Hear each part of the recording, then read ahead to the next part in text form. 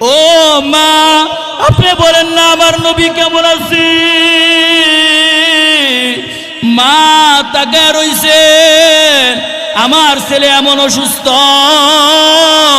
আমার ছেলে নাক দিয়ে রক্ত পড়ে পুরো চেহারাটা রক্তাক্ত। আবু বকর কি বলো, কি বলো? ওই গোত্রের লোকেরাও দাঁড়াইয়া আশ্চর্য হয়ে গেছেন, আবু বকর এগুলা কি কয়? আবু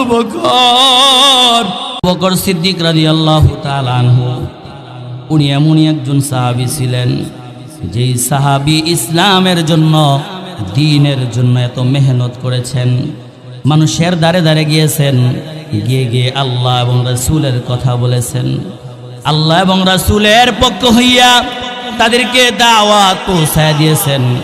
ও সাহাবায়ে কেরাম, শোনো শোনো, মক্কার যুবকেরা শোনো গো, আজ তোমাদেরই ভাই